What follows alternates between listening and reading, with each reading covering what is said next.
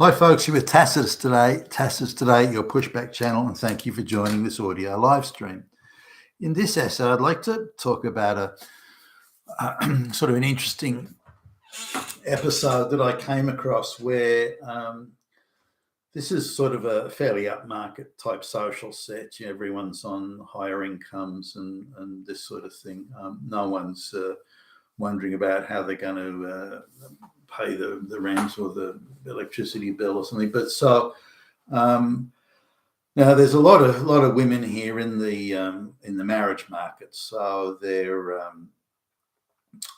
fancy themselves as being sophisticated socialites. They're hip chicks and they think they're a good catch for any man who's on the lookout for a suitable partner, marriage partner. So, and there's a guy in the group, and we're all sort of approximately the same age. There's a guy in the group who he's considered to be, one of the better catches. He's, good-looking dude, and he's got a good job, good future prospects. He's going places is the word, and he's going to he's considered as one of the better sort of marriage catches, if you like, in the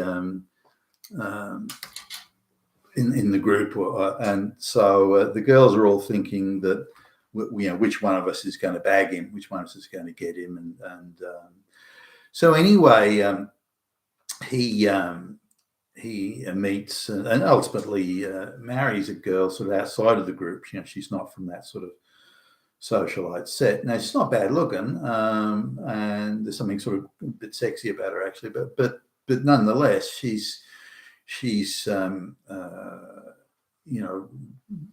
unsophisticated compared to that group. At least she's quite unsophisticated, not simple, but certainly not high IQ by any stretch of the imagination, and has got some fairly coarse, or not coarse. She's deficient in good manners, put it that way. So she comes from a sort of more of a, if you like, a working class type background.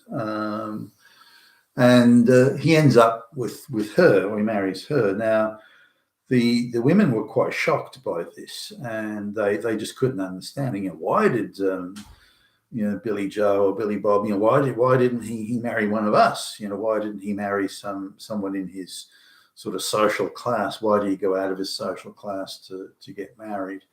And now I'm looking at this sort of bit from an outsider point of view, I suppose, but I knew a lot of the people, and I'd known this Billy Bob guy since beginning of senior high school, I suppose. So I knew him well enough. Like, I'd been to his place, I'd met his folks, met his brother and his sister, all this sort of thing. So anyway, and I'd consider myself, as much as you ever can in these sort of things, to be like a friend of the family. So, but to me, it wasn't a surprise. Now, one day, Billy Bob's there at the, and we're getting together for something at someone's house, like I think it might be someone's birthday, and his wife this is the one that they were shocked he married. His wife's, I think, one of her relatives has gone ill, and she's had to go interstate to deal with sort of the family issue. So she's not there. So it's probably the first time that they've all been in a group where she hasn't been there, but where he's known these people for a long time. So they feel they're allowed to ask questions that would be insolent or impertinent if they didn't really know him very well.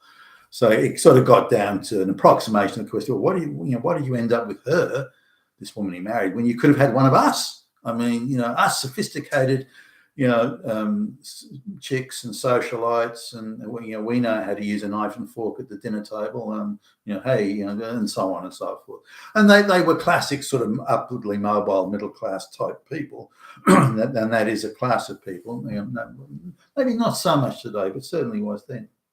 So now I'm watching this, and I'm trying to take the role of outsider, and I suppose we're about I don't know.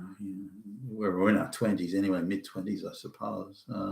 So I'm looking at this, and what were these girls missing? Their point about sophistication and class and table manners and what to say and how not to be indelicate in comedy, that they had, and I understood that, and there was a certain respectfulness in the boundaries of others that they didn't trespass upon, again, which was a class issue. But what were they missing? Why did this guy marry that girl? Because they were the women. The guys sort of didn't really care. They shrugged their shoulders. Well, that's a choice he made. Who cares? But it was the women that were particularly put out because they perceived that he was a good marriage prospect for them, or for people in their class of their ilk and so on. And there's also an element of people growing up together and being familiar with one another. That's also sort of something to be factored into the backdrop. But I met her quite a few times, the woman he married, and there was something about her. There was a lovingness about her, a gentleness. There was a kindness. There was a desire to give love and to please, not in a prostrating sense or something like that, but she wanted to do that. Now, given she was no genius and she was, I wouldn't call her lazy, but she certainly wasn't high energy or anything like that. But she, maybe it was a compensation. I can't give this, I can't do that. I'm never going to discover the cure for cancer, so I'll just be kind and generous and loving. And so, if she got down to her last, you're dying of thirst in the desert and you only had one small cup of water, she would share it with you. And she was just that sort of, but I thought she was very sweet and kind and nice and generous and loving and, again, gentle and kind, all that sort of stuff. And there was a certain beauty within that I saw, at least. And so that to me was why he'd married her, and just the way that she touched him when they were together, there was just that sensitive lovingness that was in it that I perceived. Now, maybe the women did see that. Women would probably notice those things more than guys would. So I can't believe that they would have missed that entirely, but they relegated its importance. Well, who gives a fuck about kindness and lovingness and gentleness when the issue here is good table manners? Like maybe they were misapplying the priorities. I suppose another thing, I got the impression from this guy meeting his folks, or particularly meeting his mother, that his mother probably wasn't really capable of giving affection. I sort of got that sort of feeling about, I don't know, but that was certainly the vibe I got on meeting.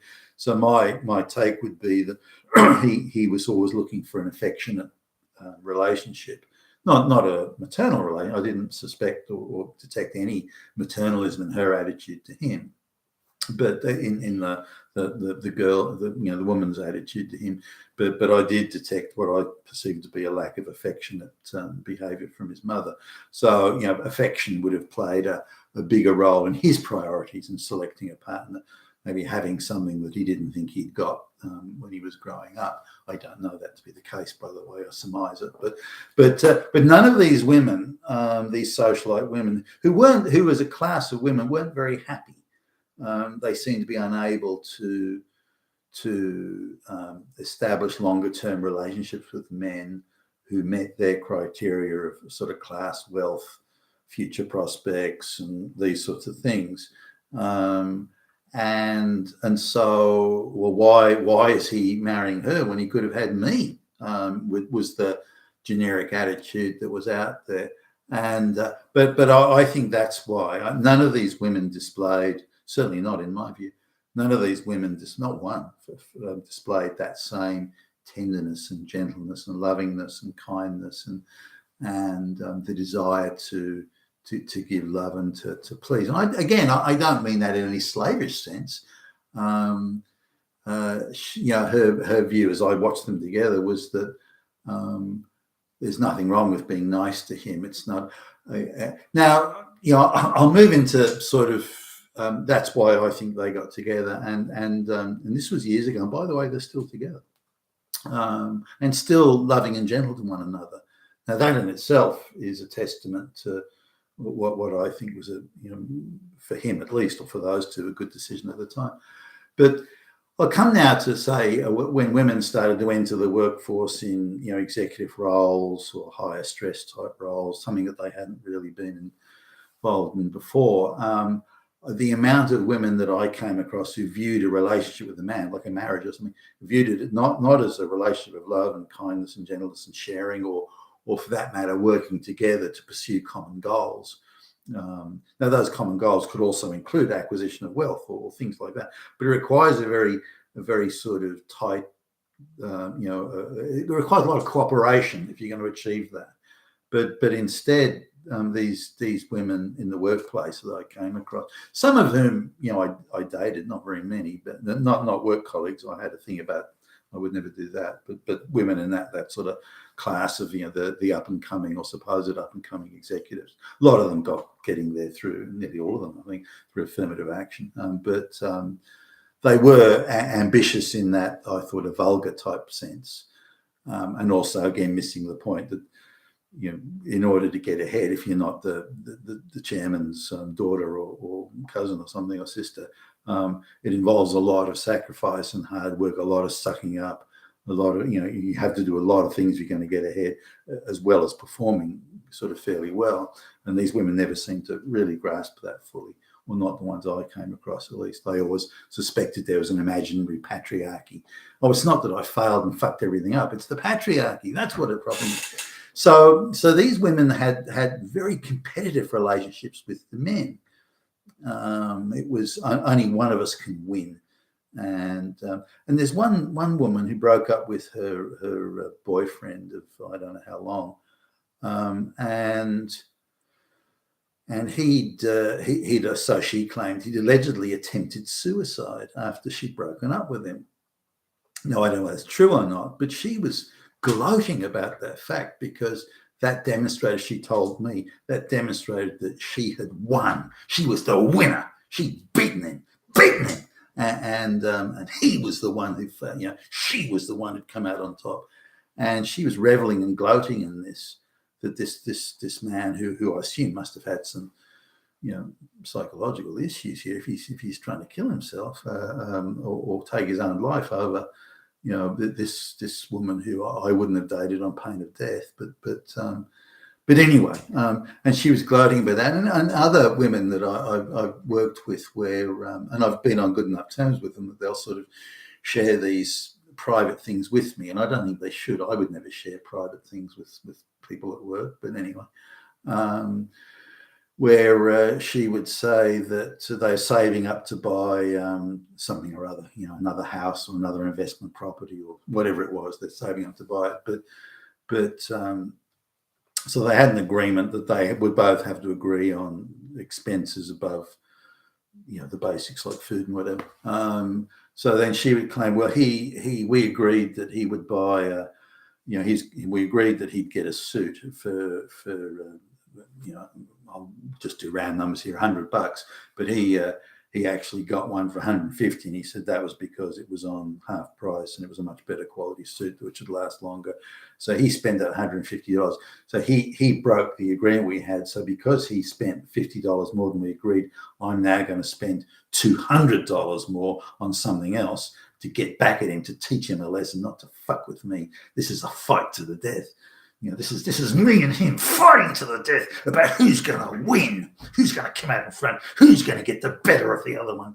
I'm looking at this thing, and you're telling me that this is the guy you fucking married, for Christ's sakes. What are you doing? Why are you in this? Why is it a competition? Why is it a fight to the death?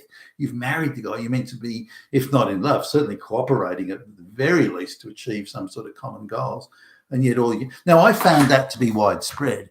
Pretty much every woman in an executive role, certainly that I came across, saw relationships as a very competitive, like marriage relationships, as a very competitive thing. Who was in charge? Who was the boss? Who had the higher moral ground? Who was going to tell her? Who was going to decide? What did you have on them that could shame or humiliate them to doing what you wanted, and this sort of stuff? Holy fuck! Is that what you see as a relation? Now, I saw that same sort of attitude in these women, and they were completely unable to understand gentleness and lovingness and kindness and sweetness and these sort of things. And this may be a malaise that affects, you know, the modern executive woman, but it shows how little those little things, such as you know, loving and kindness, are appreciated. And just this, coming back to this guy, you're marrying this girl, this sweet, kind girl. You know, watching them together, even, you know, it wasn't that long ago, there was just a way that they touched each other and the way they talked, and there was just a loving sweetness in the way they talk to each other, which is absent in almost every relationship. Well, not every relationship, you know, absent in most relationships you see. And that's why they got together, and all power to them, by the way. You know, may not work for everybody, but for those who can perceive that gentle, loving kindness, for those who can perceive it and see it and value it, I think they'll be happier people in the overall scheme of things. You've been with Tacitus today, your Pushback channel. Thank you for listening.